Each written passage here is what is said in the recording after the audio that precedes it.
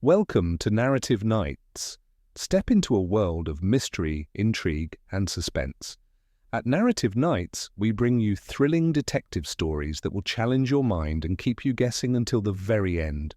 Before we begin, we'd love to know, where in the world are you tuning in from? Drop a comment and let us know which part of the globe you're watching from. We're all united by the love of a good mystery. Let the investigation begin.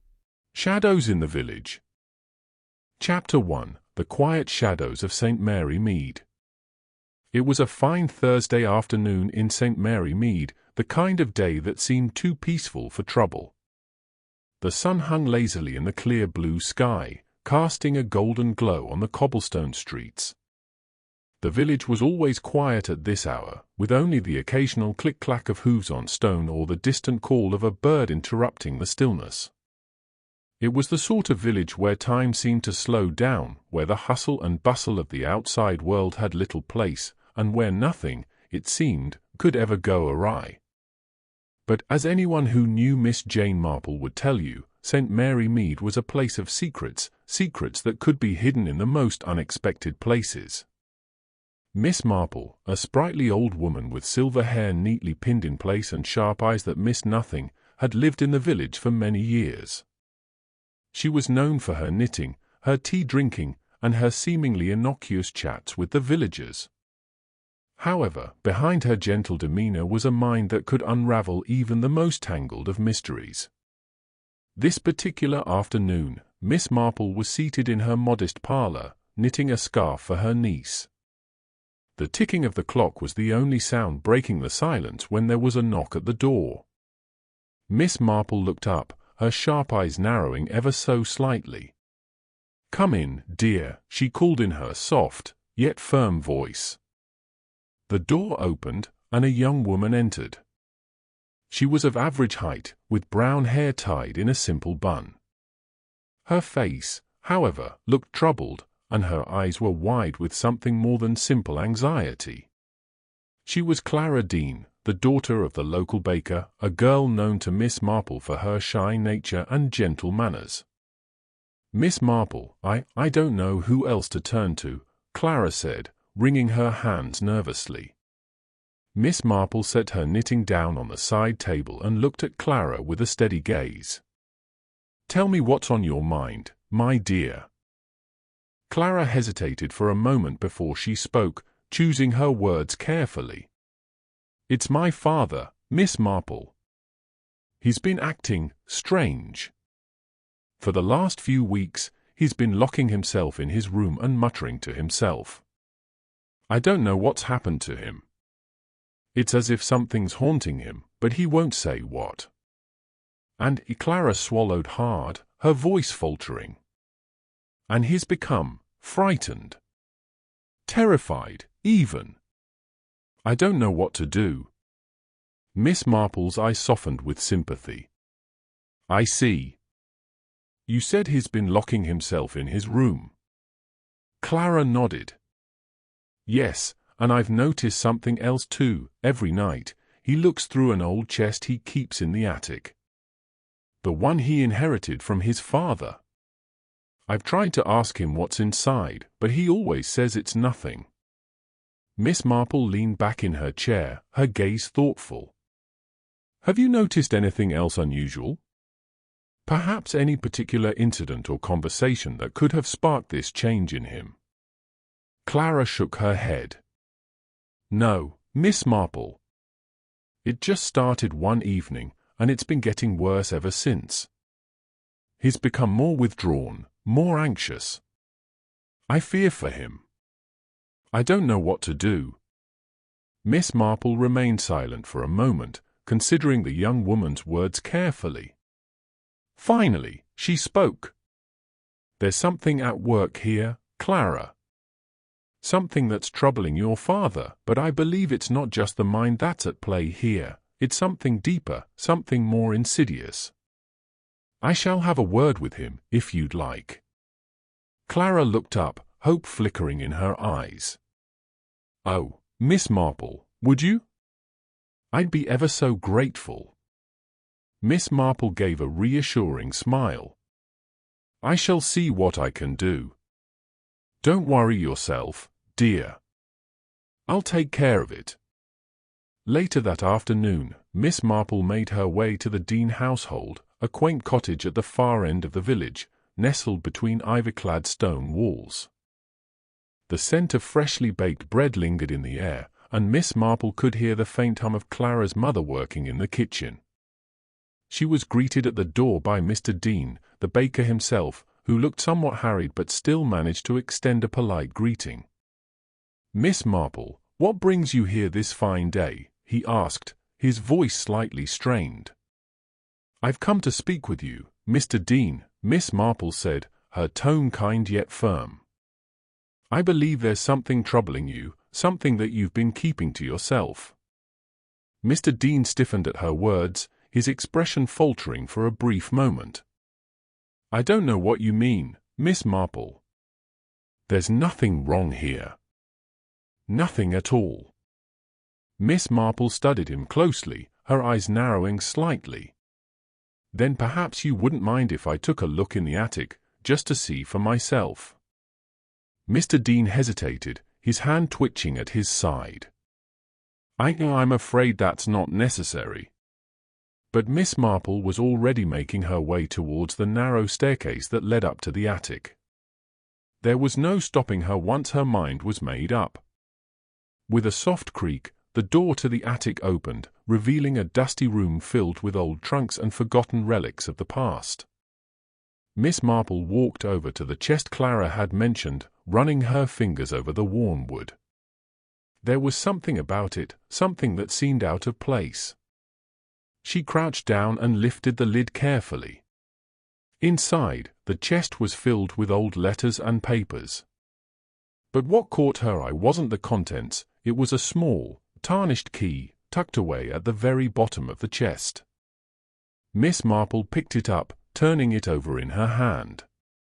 It was small, old-fashioned, and covered in a thin layer of dust. It seemed completely ordinary, but something about it felt important. There was a connection here, something hidden beneath the surface. She stood up slowly, taking one last glance at the chest. "I believe, Mr. Dean, that we have some unraveling to do." And so, the game had begun. Miss Marple's mind raced, considering the possibilities. What was the key for? And why had it been hidden away in the chest? As she turned to leave, she couldn't help but smile to herself. The mystery had only just begun, and Miss Marple knew that this case would reveal more than anyone could have imagined. Chapter 2: The Key and the Hidden Past. The following morning, a light mist clung to the village of St. Mary Mead, the cobblestone streets still damp from the early dew. Miss Marple sat by her window, sipping her tea, her sharp eyes scanning the quiet street below. There was an air of quiet anticipation in the village, something not quite right, though no one could put a finger on it. Yet Miss Marple knew, as she always did, that trouble was afoot. Clara's visit had stirred something within her, and her mind was already working on the puzzle. The small, tarnished key she had found in the attic chest now lay before her on the table, glinting in the morning light. It was not an ordinary key. Its delicate engraving, a faded swirl of letters and numbers, had an air of mystery about it, as if it belonged to something far older than the house it had been hidden in. There was more to this than met the eye. As Miss Marple pondered the key, the morning post arrived, delivering a letter from a distant relative, inviting her to a gathering in London. But Miss Marple hardly glanced at it. Her mind was still on Clara's father, Mr. Dean, and his increasingly erratic behavior. She could not shake the feeling that his troubled state was linked to something far deeper, something buried long ago, but now clawing its way to the surface. Clara had mentioned the chest in the attic, how it had once belonged to her grandfather, a man whom Miss Marple had heard little about. The village had a long memory, and names that had faded into obscurity often resurfaced when something troubling was at hand. Perhaps it is time to look further into the Dean family's past, Miss Marple muttered to herself. She had learned over the years that the smallest details could hold the most significant clues, and that often the answers lay not in what was said, but in what was left unsaid. That afternoon, Miss Marple paid another visit to the Dean household. Clara was not at home, and the house was quieter than usual. Mr. Dean was seated by the fire in the parlor, his hands wrapped around a cup of tea, his gaze distant. He seemed to have aged overnight, the lines on his face deepening as if the weight of the world had suddenly descended upon him. "Miss Marple," he greeted her weakly, barely lifting his eyes. "Mr. Dean," Miss Marple replied, settling herself in the chair opposite him. "I trust you're feeling better today." He sighed, a heavy sound that seemed to carry years of unresolved grief. "Better? I don't know, Miss Marple. There's nothing left for me to feel better about. It's too late now." Miss Marple, ever the patient listener, said nothing, but watched him carefully. She could sense his unease, the way his fingers fidgeted with the edge of his cup. His eyes were dark and sunken, as if haunted by something or someone. "Would you mind telling me about your father, Mr. Dean?" Miss Marple asked gently. "Clara told me about the chest in the attic, and I believe there is something more there than mere old papers." Mr. Dean stiffened.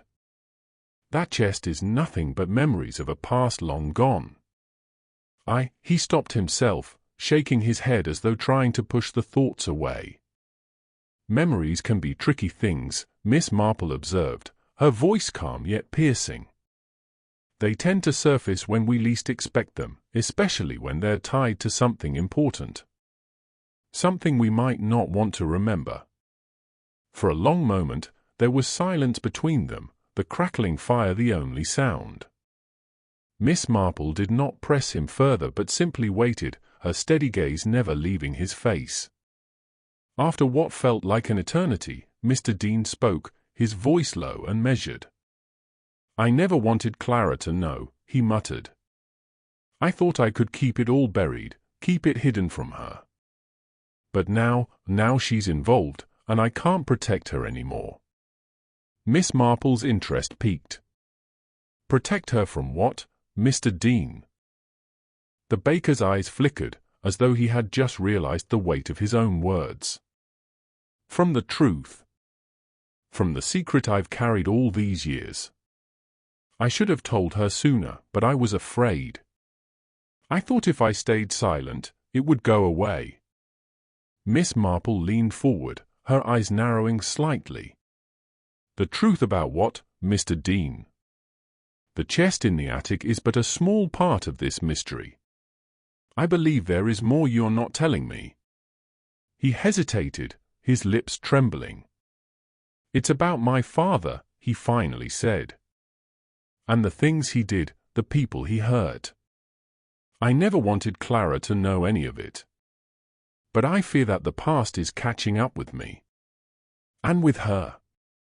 Miss Marple's mind was already racing, the pieces of the puzzle beginning to form. "What happened, Mr. Dean? What did your father do?" There was a long silence. Mr. Dean's eyes glazed over, and for a moment, it was as though he was a man trapped in the past, reliving a memory he couldn't escape. Then, with a shudder, he spoke again. "My father was a man of business, you see," he began slowly. "But his dealings were less than honest. There were debts, people he owed, people he wronged. I didn't know about it until much later, after his death. There were things he left behind, things I thought were long forgotten. But when I found that key, I knew it had to do with the past. And I knew I couldn't ignore it any longer." Miss Marple nodded, her mind turning the information over. "So, the chest contains more than just papers. It holds a key to your father's secret life, and perhaps to the person, or people, who still remember it." Mr. Dean's face grew pale. I don't know. But I'm afraid that whoever is behind this, whoever is trying to dredge up the past, has their sights set on Clara. Then we shall protect her, Mr. Dean, Miss Marple said, her voice resolute. But to do so, we must first understand the past. It's time to find out what really happened. Miss Marple left the Dean household with the weight of her new knowledge pressing upon her. As she walked back towards her cottage, she couldn't help but feel the invisible threads of the mystery pulling tighter. The key, the chest, Mr. Dean's cryptic words, all of it pointed to something larger, something far more dangerous than she had anticipated. St. Mary Mead, once a village of calm and peace, was beginning to reveal its darker side. And Miss Marple, as always, would be the one to uncover the truth, no matter where it led. The quiet shadows of St. Mary Mead had begun to stir, and Miss Marple was determined to find out why. Chapter 3: Secrets in the Shadows. The days following Miss Marple's conversation with Mr. Dean passed in a blur of quiet observation and subtle inquiries. The village of St. Mary Mead, for all its peaceful veneer, was not immune to the ripple of unease that now hung in the air like a cloud. It wasn't the usual kind of gossip one might hear from the women at the market, nor was it the friendly chatter over tea. This felt different, more unsettling. As Miss Marple walked through the village, she noticed how the atmosphere had shifted. People seemed more guarded, more nervous. Whispers followed her footsteps, though no one would meet her eye for long. They all knew something was happening, but no one dared to speak of it aloud. One evening, after a light supper of bread and cheese, Miss Marple sat by her fire, her knitting abandoned for the time being. She stared thoughtfully at the flickering flames, her mind sorting through the tangled web of clues. The chest, the key, and Mr. Dean's cryptic revelations were pieces of a puzzle she hadn't yet solved. She had seen a great many mysteries unfold in her time, but something about this one felt different, more personal, perhaps, and far more dangerous. It was then that the knock came at the door, sharp and insistent, pulling her from her thoughts. "Come in, my dear," Miss Marple called, setting her knitting aside with a soft sigh. The door opened, and Clara Dean stepped inside, her face drawn with worry. She hadn't come to visit Miss Marple in a week, and her presence now felt like a quiet admission that she was searching for answers, much as her father had been. Clara's once hopeful face was clouded with uncertainty, and her eyes, usually so bright, were now clouded with worry. "Miss Marple, I need your help," Clara said, her voice trembling. Miss Marple set aside her knitting, her sharp eyes never leaving Clara's face. "Of course, my dear. What's troubling you?" Clara hesitated, glancing nervously over her shoulder, as if checking that no one else was listening. I've been thinking about the key, Miss Marple. About what my father said. There's something I haven't told you." Miss Marple raised an eyebrow, her curiosity piqued. "Go on." "I've been going through some of my father's old papers, those that were left behind after his death," Clara began, her voice quiet. "And I found something I didn't expect to find. There was a letter, hidden at the bottom of a drawer, written in my father's handwriting. It was addressed to someone named James Whittaker, but my father never spoke of him. In the letter, he apologizes for something he did, something that could never be undone. It's cryptic, Miss Marple. It doesn't make sense." Miss Marple leaned forward, her fingers steepled in thought. "James Whittaker? That name is unfamiliar to me. What does the letter say exactly, Clara?" Clara handed her a crumpled piece of paper. Miss Marple unfolded it carefully, her eyes scanning the faint ink. The words were faint, as if written hastily, but they were still legible. "James, I know what we did, and I know that it cannot be undone. I've lived with this burden long enough, but I fear it will catch up with me. If it's true that the past has a way of returning, then I am ready to face whatever is coming. But you must know, I never meant for it to go this far. There are things I should have told you, things I should have done differently. I can only hope that Clara never finds out." Miss Marple's mind raced. The letter was filled with guilt and regret, but it offered little in the way of clarity. Who was James Whittaker? And what was the secret that Mr. Dean had buried for so long? "I see," Miss Marple murmured, her voice thoughtful. "And you believe this letter has something to do with the key and the chest?" Clara nodded, her eyes wide with apprehension. "I do.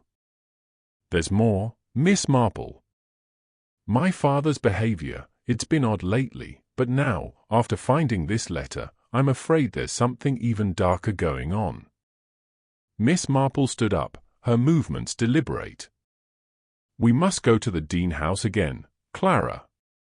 It's time we looked more closely at your father's past. If there's one thing I've learned, it's that the shadows of the past never truly leave us, they linger, quietly waiting, until we least expect them." Clara seemed reluctant but nodded, her expression filled with both fear and determination. "Let's go, then." The two women made their way to the Dean household, the evening air cool and still. The house, which had always felt so familiar to Miss Marple, now appeared strangely menacing, as if it too held its breath, waiting for something to happen. Mr. Dean was seated by the fire, as he had been when Miss Marple had last visited, but tonight there was something more frail about him. His hands were shaking, and his once sturdy frame appeared shrunken, as if the weight of his secrets had finally taken their toll. "Good evening, Mr. Dean," Miss Marple greeted him gently, though her eyes were sharp, taking in every detail.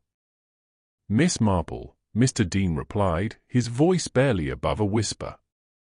"I'm afraid I can't keep hiding it any longer." Clara sat beside him, her eyes full of concern. "Father, you don't have to keep it all in. You've been holding on to this for too long. It's time we knew the truth." For a long moment, Mr. Dean said nothing. Then, slowly, he rose from his chair and moved towards the bookshelf. He pulled out a heavy leather-bound book, its pages yellowed with age. Miss Marple's eyes narrowed as she watched him. There was something about this book, something that seemed to hold a deeper meaning. "I've kept this hidden for years," Mr. Dean said, his voice breaking. "This is the ledger of my father's business dealings. But it's not just a ledger, it's a record of debts, of people he owed, of things he did that should never have been done." Miss Marple walked over and took the book from his hands. She opened it carefully, her eyes scanning the pages. The entries were meticulous, but it wasn't the debts that caught her attention, it was the name that appeared time and again. "James Whittaker," Miss Marple murmured, her voice low. "He was involved in all of this, wasn't he?" Mr. Dean nodded, his face pale. "He was my father's partner in some very shady dealings. But James was far worse than my father. There was a betrayal, Miss Marple, a terrible betrayal. And now, it seems, the past is coming back to haunt us all." Miss Marple closed the ledger with a soft thud, her mind working furiously to connect the dots. The key, the chest, the letter, it was all leading them towards a single conclusion. But what did James Whittaker want now? And why had he stayed hidden for so long? Clara looked at Miss Marple, her eyes filled with desperation. "What do we do now?" Miss Marple smiled softly, her eyes twinkling with quiet determination. "Now, my dear, we uncover the truth, no matter how dark or dangerous it may be." The shadows of the past were deep, and St. Mary Mead was about to witness a truth that had long been buried. Miss Marple was ready. But Clara and her father would soon discover that the price of uncovering the past might be far steeper than they had imagined. Chapter 4: The Price of Truth. The night was thick with an eerie fog as Miss Marple and Clara sat quietly in the dimly lit parlour of the Dean household. Mr. Dean, exhausted from his confessions, had retired early, leaving the two women alone with their thoughts. The fire crackled softly in the hearth, casting dancing shadows on the walls as the silence between them stretched on. Clara, her face pale, was the first to speak. "Miss Marple, do you think we're in danger?" Her voice trembled slightly, as if the weight of their discovery had finally begun to sink in.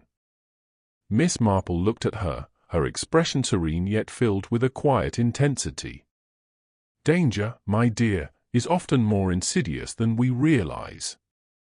It creeps up on us when we least expect it. But we must not be fearful. The truth, as unsettling as it may be, will always be our guide. We must follow it wherever it leads." Clara nodded, though her mind was clearly elsewhere. "But what exactly was my father involved in? What happened all those years ago?" Miss Marple leaned forward, her hands folded neatly in her lap. "Your father's involvement with James Whittaker, as I understand it, was not merely about business. It was about something far more dangerous. You see, James Whittaker wasn't just a businessman. He was a man with influence, power that extended far beyond the village of St. Mary Mead. Your father, unfortunately, found himself entangled in a web that he could not escape." "But why didn't he tell me?" Clara asked, her voice thick with emotion. "Why didn't he protect me from all of this?" Miss Marple's eye softened with understanding. "He believed, Clara, that by keeping you in the dark, he was protecting you. Often, when people are involved in something shameful, they try to shield their loved ones from it, even if it means carrying the burden alone. But the past, my dear, does not stay buried forever. It finds its way back, and it forces us to confront the things we'd rather forget." Clara's gaze dropped to her hands, her fingers fiddling nervously with the edge of her sleeve. "So what do we do now, Miss Marple? How do we stop this before it's too late?" Miss Marple stood up slowly, her old joints creaking with the movement, but her presence filled the room with an undeniable authority. "We do what we've always done, Clara. We look for the clues. We follow the thread of the past until we understand what it is we're truly dealing with. And then, when the time comes, we confront it." Clara looked up at her, her expression a mixture of fear and determination. "I'll do whatever it takes, Miss Marple. I just don't want to lose my father." Miss Marple placed a reassuring hand on her shoulder. "You won't lose him, my dear. Not if we can help it. But we must act quickly, and we must be careful. The past is a powerful thing, but it is no match for the sharpness of the present mind." The next morning, Miss Marple rose early, her mind already working on the next steps. She had a feeling, an instinct, as she often did, that the answers they sought lay not just in the past, but in the people around them. There was someone, she was sure of it, who knew more about James Whittaker than anyone was willing to admit. As Miss Marple made her way to the village square, her keen eyes scanned every face she passed. The quiet residents of St. Mary Mead went about their business, but there was an air of unease among them, a tension that had not been present before. It was as if the village itself could sense that someone, was about to be uncovered. It was then that she saw him. Sitting on a bench in the far corner of the square, hunched slightly, as if trying to avoid notice, was a man Miss Marple had not seen in years. It was Andrew Cartwright, a local solicitor who had once been a regular fixture in St. Mary Mead. He had left the village suddenly, years ago, after a brief but scandalous affair that had left a stain on his reputation. Though he had returned since, he had never fully reintegrated into the community. Miss Marple's sharp eyes narrowed as she walked over to him, her steps deliberate. "Mr. Cartwright," she said softly, her voice like a gentle breeze, but with an unmistakable edge. Cartwright looked up, his eyes widening as he recognized her. He quickly stood, his face flushing with the kind of embarrassment that only comes from being caught off guard. "Miss Marple, I wasn't expecting to see you today." Miss Marple smiled, though it was not a smile of greeting. It was a smile of calculation, of knowing. "I imagine not. But I do believe we have some unfinished business to discuss, Mr. Cartwright." Cartwright looked around nervously, as if checking to see if anyone was watching. "I'm afraid I don't know what you mean," he said, his voice strained.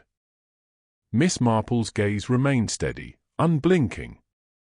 "I think you do, Mr. Cartwright. You knew James Whittaker. I believe you knew him quite well, in fact.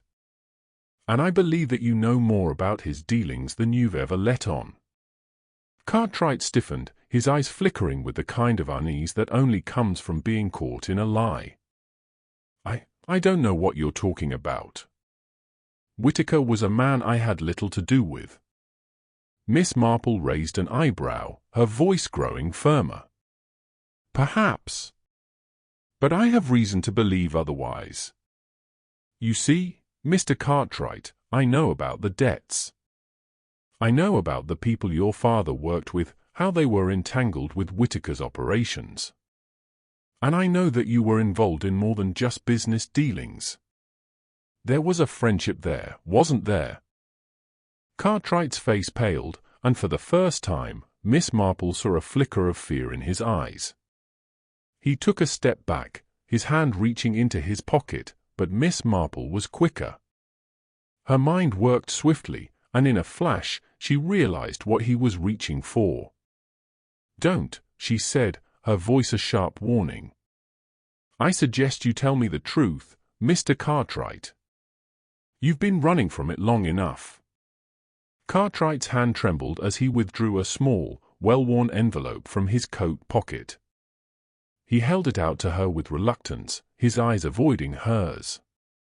"I didn't want to be involved, Miss Marple," he muttered.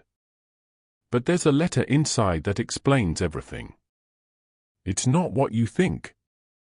Miss Marple took the envelope from him, her fingers brushing against the paper. The weight of it seemed to carry more than just words, it carried years of secrets, of things that had never been spoken aloud. As she opened it, she saw the familiar handwriting of Mr. Dean, and once again, the pieces of the puzzle seemed to fit together. But there was something about this letter, something more than just words. "Thank you, Mr. Cartwright," Miss Marple said, her voice tinged with both gratitude and quiet resolve. "I think I now know exactly what we're dealing with." As Miss Marple walked back to her cottage, her mind swirled with the new information she had uncovered. The mystery was growing more tangled, but she was certain now more than ever that she was on the right track. James Whittaker's past had never truly left St. Mary Mead. And the truth, it seemed, was about to reveal itself in ways no one could have anticipated. The village was bracing for the storm, but Miss Marple was ready. The shadows of the past were about to step into the light. And Miss Marple knew that no matter how dark the secrets, she would uncover them all. Chapter 5: The Hidden Ledger. As the evening drew closer, St. Mary Mead seemed to fall into an even deeper silence than usual. The fog, now thickening in the streets, gave the village an air of mystery, as though it were holding its breath, waiting for something to break the stillness. Miss Marple stood by her window, the letter from Mr. Cartwright still in her hands, her mind racing with the implications of what she had just uncovered. The letter was brief, but it confirmed everything she had suspected. James Whittaker was not merely a business associate of Mr. Dean's father, he had been a man of power, of influence, someone who had ties far beyond the borders of St. Mary Mead. The The letter, written in Mr. Dean's unmistakable hand, contained an apology, a quiet admission of wrongdoing, but also a veiled threat. It spoke of debts, of people who could not be crossed, and of a pact that had been made in the shadows. Miss Marple's fingers brushed over the words once more, her mind working to untangle the threads that had been left in place so carefully, yet so recklessly. Clara's father had been a man of integrity, but it seemed his involvement with Whittaker had led him into a world he had never fully understood until it was too late. The more Miss Marple thought about it, the more she realized that the key and the chest were not just relics of a forgotten past. They were symbols of something far darker, a secret that Mr. Dean had carried with him, locked away, for all these years. She had to know more. She needed to see the ledger. The next morning, Miss Marple arrived at the Dean household with a quiet but determined step. She had spent the night thinking, and the time for subtlety was over. The truth was now within her reach, and she wasn't going to stop until she uncovered every last detail. Clara greeted her at the door, her face still pale from the previous night's conversation, but there was a new spark in her eyes, an unwillingness to be left in the dark any longer. "Miss Marple, is everything all right?" Clara asked, stepping aside to allow her in. "We're getting closer to the truth, my dear," Miss Marple said, her voice calm but carrying an air of finality. "I need to see the ledger your father spoke of. The one he kept hidden for so many years." Clara nodded, though there was a hint of hesitation in her eyes. I don't know if he would have wanted you to see it." Miss Marple smiled gently. "You know as well as I do, Clara, that we cannot move forward without understanding everything your father has kept hidden. We must confront the past, no matter how difficult it may be." Clara paused for a moment, then walked over to a cupboard in the corner of the room. She took out a heavy box, its wood worn and faded with age, and set it down in front of Miss Marple. "It's all in here," Clara said softly. "The records, the letters, the deeds, everything he kept hidden away." Miss Marple opened the box carefully, her fingers brushing over the yellowed pages of the ledger that lay inside. It was heavier than she had expected, the leather cover stiff with time, and the edges of the pages frayed as if they had been handled countless times. She opened it slowly, her gaze scanning the pages filled with neat, methodical handwriting. At first, it seemed like a typical business ledger, names, dates, and figures, but as she turned the pages, her eyes were drawn to something that made her stop. There, in the midst of a list of transactions, was a name she hadn't expected to see. "James Whittaker," Miss Marple murmured under her breath. The name appeared again and again, along with figures and sums that seemed unusually large for the small, quiet business that Mr. Dean's father had run. But it wasn't the money that caught Miss Marple's attention, it was the dates. They corresponded to significant events, some of which Clara's father had hinted at during their conversation. "These transactions are tied to something more than just business," Miss Marple said, her voice thoughtful. "They are payments, bribes, perhaps, or hush money. And they go back many years, right up until the time your father inherited the business." Clara's eyes widened. "So, my father didn't just inherit the business. He inherited a debt to James Whittaker." Miss Marple nodded, her gaze never leaving the ledger. "It appears that way, Clara. And judging by the entries, I believe your father was not the only one involved. There are other names here, names that have been crossed out, as if someone was trying to erase them from memory." Clara's breath caught in her throat. But if they were trying to erase these people, why would they leave these records behind? Why not destroy them? Perhaps because they thought they could control the narrative, Clara, Miss Marple said softly. Maybe they believed that by keeping these records hidden, they could avoid facing the consequences. But the truth has a way of revealing itself, especially when we least expect it. That afternoon, Miss Marple and Clara sat in the dim light of the parlor, surrounded by the pages of the ledger and the faded papers that had been tucked away in the box. The more Miss Marple read, the more she realized that the story unfolding before her was far more complicated than she had anticipated. James Whittaker's influence stretched far beyond Mr. Dean's father. It seemed he had a hand in every major event, every decision made, every life touched by the dark dealings that had once run beneath the surface of this sleepy village. Miss Marple placed the ledger down with a soft sigh. "It's all here, Clara. The debts, the hidden payments, the people who were silenced, each one a piece of a much larger puzzle." Clara looked at her with wide, confused eyes. "But what does all of this mean? What was my father involved in?" Miss Marple looked up, her gaze steady. "I believe your father was caught in a web that he couldn't escape. James Whittaker was a dangerous man, and your father, for all his good intentions, was never prepared for the consequences of dealing with him. But there's something more, something I'm still not certain of. Whittaker didn't just want money, he wanted control. And that, Clara, is where the key comes into play." "The key?" Clara repeated, her voice tinged with confusion. "Yes," Miss Marple said. "I believe the key we've been searching for fits into something much larger, a hidden truth, perhaps, or an object of great importance. It's a symbol of power, something James Whittaker sought to control. And I think it's connected to the final piece of the puzzle." Clara's heart skipped a beat. "Do you think we can find it?" Miss Marple gave her a small, knowing smile. "I do, my dear. I do indeed. But we must be cautious. The closer we get to the truth, the more danger we'll face. Whittaker may be gone, but his influence lingers. And someone out there does not want this story to be told." As the evening sun began to set, casting long shadows across the village, Miss Marple felt a sense of resolve settle over her. The mystery was deeper than she had anticipated, but she was closer than ever to uncovering the final pieces.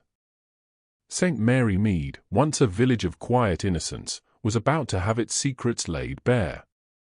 And Miss Marple was ready to reveal them, one by one. The stakes were higher now. The truth was within reach. But Miss Marple knew that even in the most tranquil villages, shadows could hide the darkest of secrets. Chapter 6: The Unraveling Threads. The following days brought a palpable shift in St. Mary Mead, as if the entire village were holding its breath. The fog, thick and persistent, had become a constant presence in the streets, wrapping the village in a shroud of mystery. Yet, amidst this atmosphere of tension, Miss Marple remained as steady as ever. She had always been able to sense the delicate webs of connection between people and events, and now, more than ever, those webs were beginning to tighten. Clara, though shaken by the revelations of the previous day, was determined to uncover the truth, even if it meant confronting the darker corners of her family's past. Miss Marple, ever patient, had guided her through the delicate process of sifting through the hidden records, but there was still more to discover, more threads to pull. They both knew that their next move would be crucial. The key, Miss Marple was certain, was at the heart of everything. Its purpose was not yet clear, but its significance was undeniable. If they could only figure out what it unlocked, perhaps they would find the final piece of the puzzle. But to do so, they needed answers. And that meant asking the right questions. That morning, as Miss Marple sat with Clara in the warm, sunlit parlor of her cottage, she couldn't help but feel the pull of something just beyond reach. The letters, the ledger, and the cryptic references to James Whittaker all pointed in one direction. Someone in the village knew far more than they were letting on. Miss Marple had already decided who that someone was. It was just after breakfast when Miss Marple made her way to the village post office, a small, charming building at the corner of the square. The postmaster, Mr. Clancy, was a quiet man with a gentle disposition, known by everyone in St. Mary Mead for his punctuality and his habit of remembering every letter and parcel he'd ever handled. Miss Marple had always found him to be a reliable source of information, though he had a tendency to be rather reserved. "Good morning, Mr. Clancy," Miss Marple greeted him as she stepped inside the post office, the bell above the door ringing softly. "Good morning, Miss Marple," Mr. Clancy replied, looking up from his ledger. He adjusted his glasses and gave her a polite nod.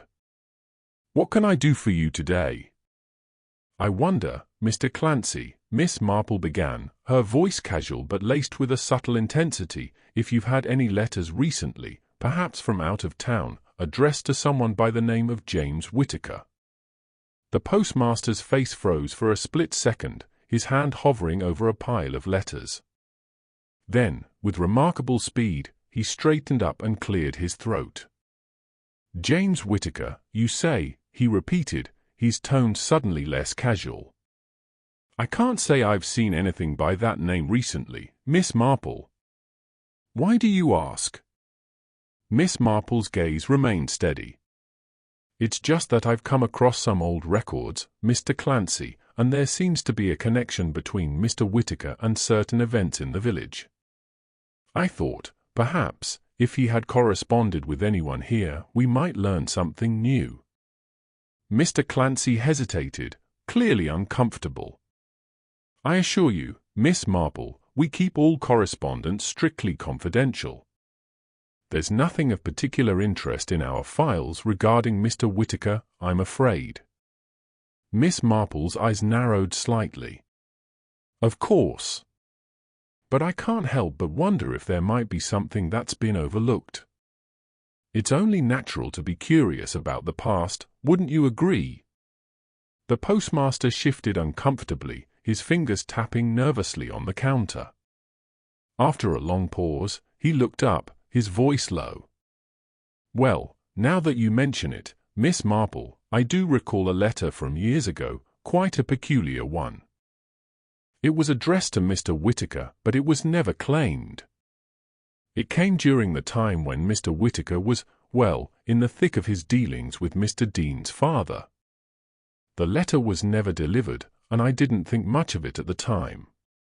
Do you still have it, Mr. Clancy?" Miss Marple's voice was soft, but her words struck like a hammer. The postmaster blinked, clearly startled by her directness. I'm not sure," he stammered. "I'd have to check the archives." "It's been years, Miss Marple. I may have archived it under some other name, or perhaps it was discarded. Perhaps you could check, just to be certain." Miss Marple asked, her voice polite but firm.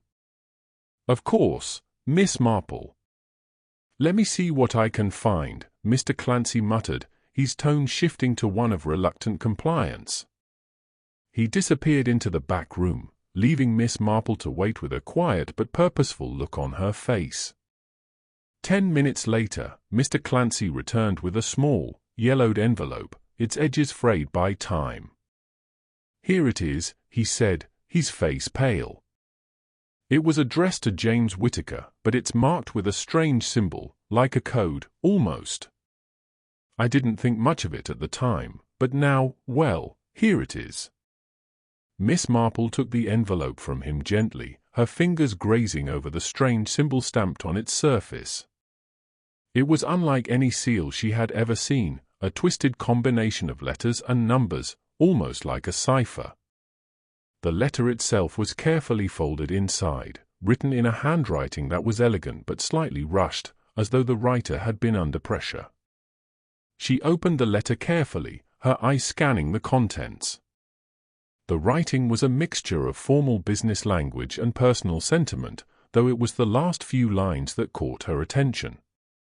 "James, we've done everything we can to keep the truth buried, but there are forces beyond our control. I've taken the necessary steps, but you must act quickly.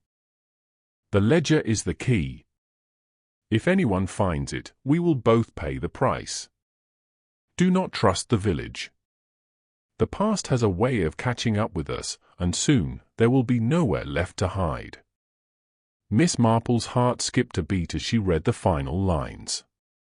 The letter was a direct warning, a warning that someone had already been looking for the ledger, and that whatever it contained was powerful enough to ruin lives.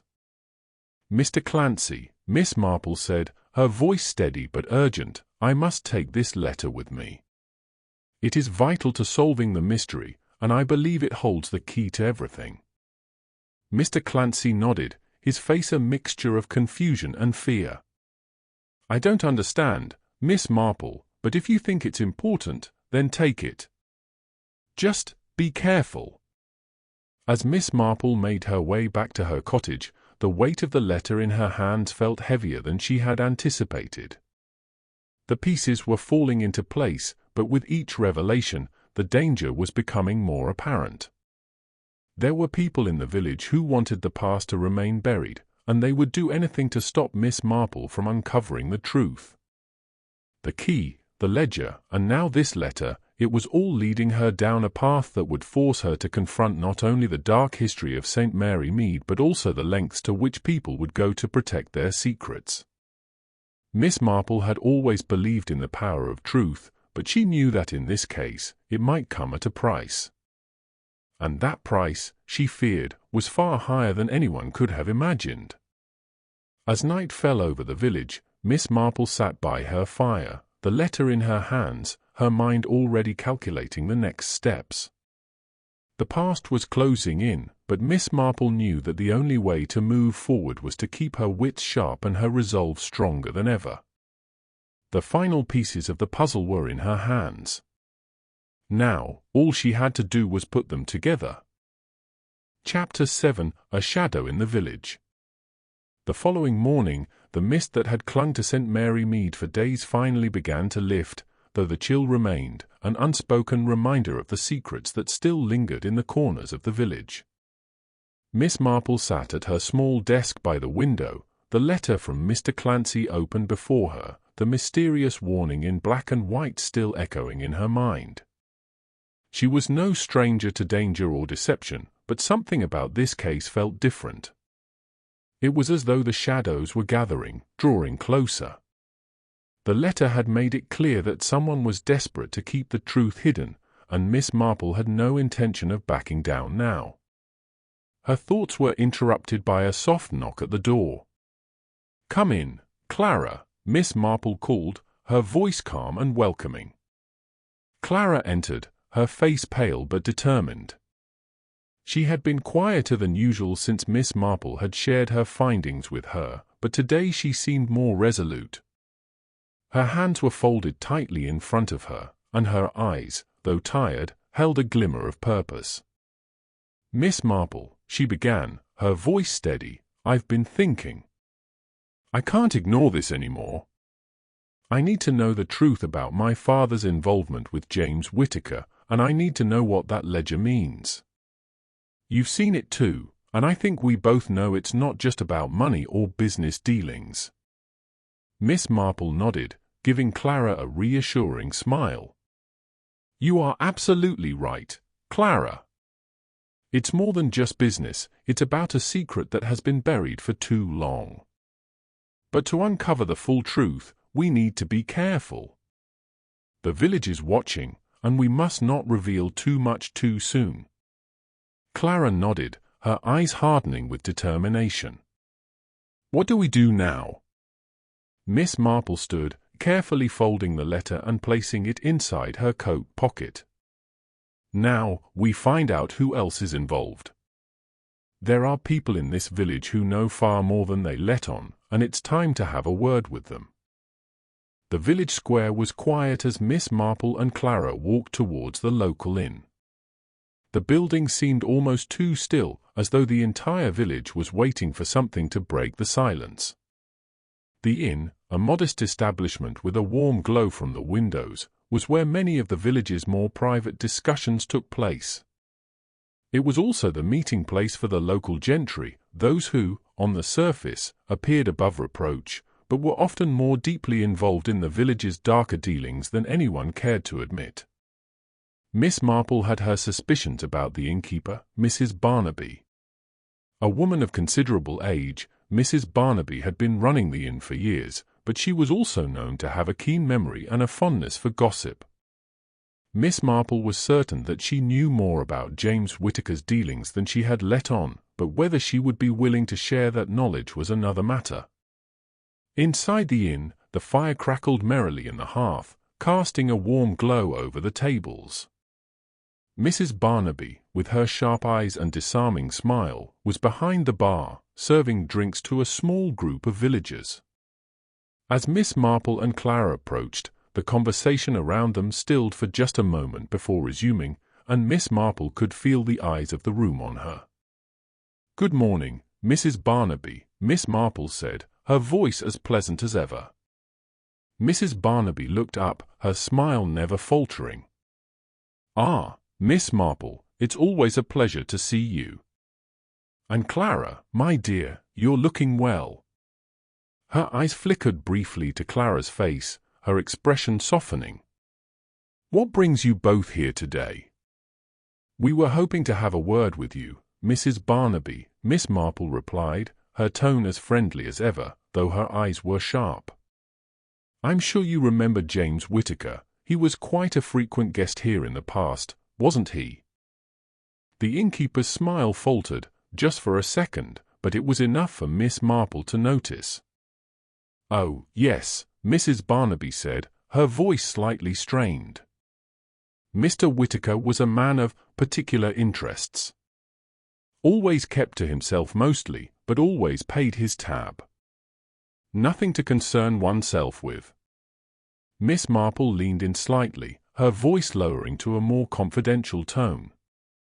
"I believe, Mrs. Barnaby, that you know more about Mr. Whittaker's dealings than you're letting on.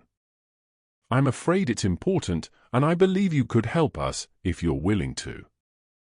For a moment, there was a long silence. Mrs. Barnaby's fingers tightened around the glass she was polishing, her knuckles going white. She looked up at Miss Marple and Clara, her eyes narrowing slightly, calculating.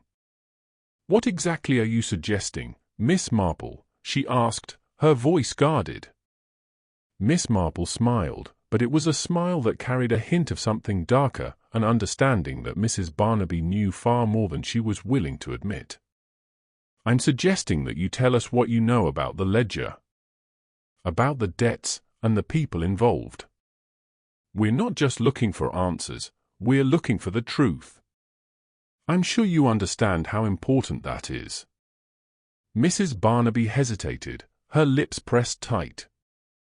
Then, after what seemed like an eternity, she sighed and set the glass down. "Very well," she said quietly, her voice dropping to a whisper. "But you must promise me something, Miss Marple. Promise me you'll protect me when the storm comes." Miss Marple's eyes never wavered. "I give you my word, Mrs. Barnaby." The innkeeper nodded, her shoulders sagging slightly in resignation. "James Whittaker wasn't just a businessman," she began, her voice barely above a whisper. "He had a lot of influence in this village, more than anyone realized. He was connected to people with power, people who didn't want the truth to come out. And your father's father, Clara, he was involved. They were all involved in something much darker than you could imagine. The ledger, it wasn't just for debts. It was a record of everything they did, every transaction, every favor. It's all tied up in that ledger, and if anyone finds it, well, the consequences won't be kind." Clara's breath caught in her throat. "What does that mean, Mrs. Barnaby? What are you saying?" "It means," Mrs. Barnaby said, her voice trembling, "that some of the people involved in that ledger are still here. And they will do whatever it takes to keep it buried." Miss Marple felt the weight of Mrs. Barnaby's words settle heavily in the room. There was no denying it now, the past wasn't just something to be understood, it was something to be feared. The ledger was more than just a record of debts. It was a map that led to secrets buried so deep that those who guarded them would stop at nothing to keep them hidden. As Miss Marple and Clara left the inn, the fog began to roll in once again, thickening around them as they walked back towards the cottage. Miss Marple knew one thing for certain: the final piece of the puzzle was within reach. But the closer they got, the more dangerous the game would become. And someone in St. Mary Mead was ready to do anything to stop them from uncovering the truth. Chapter 8: The Final Confrontation. The fog that had enshrouded St. Mary Mead for the past few days had now taken on an almost oppressive weight, thick and heavy, as if the village itself was hiding its secrets from the outside world. Miss Marple, however, was no stranger to secrets. In fact, they were what she had spent her entire life uncovering, and today she was determined to unravel the final threads of the mystery surrounding James Whittaker, the ledger, and the dangerous forces that sought to keep the past buried. As Miss Marple and Clara walked towards the edge of the village, the urgency of their task seemed to press on them from every side. The peaceful village streets that had once felt so familiar now seemed to pulse with a strange tension, as though something, or someone, was watching them from the shadows. Miss Marple, ever the observer, couldn't shake the feeling that they were being followed. The quiet rustling of leaves, the creak of a distant door, everything felt heightened, as though the entire village was holding its breath. Clara, walking beside her, seemed lost in thought. Her brow furrowed as she clutched the bundle of papers that contained the full ledger, the key to uncovering the full extent of her father's and James Whittaker's complicated and dark history. "Miss Marple," Clara said quietly, breaking the silence. "Do you really think we're close? Do you think we can stop whatever's coming?" Miss Marple glanced at Clara, her expression calm but filled with an inner resolve. "We're very close, my dear," she said, her voice low. "But remember, Clara, truth is often the most dangerous weapon we have. Some people would do anything to protect their secrets, no matter the cost." Clara looked at the bundle in her arms, the weight of her family's history heavy in her hands. "But what if those people are still here? What if they're watching us even now?" Miss Marple's sharp eyes glanced over the surroundings as they approached the old stone church on the edge of the village. The church had always been a place of peace for the villagers, but today it seemed somehow ominous, as if the very walls had witnessed things that had long been hidden away. "They may be watching us, Clara," Miss Marple said quietly. "But the truth will always find its way to the surface. Our job is simply to make sure it does, no matter the cost." The church, standing stoically in the center of St. Mary Mead's oldest quarter, had witnessed centuries of secrets and stories. The ivy-clad stone walls had seen marriages, deaths, births, and betrayals, all woven into the fabric of village life. Today, however, it was the scene of something far more dangerous than any of its long history could have predicted. Miss Marple and Clara approached the church doors, which creaked open with a long, drawn-out groan. Inside, the smell of old wood and incense lingered in the air, mingling with the damp scent of the fog that had followed them inside.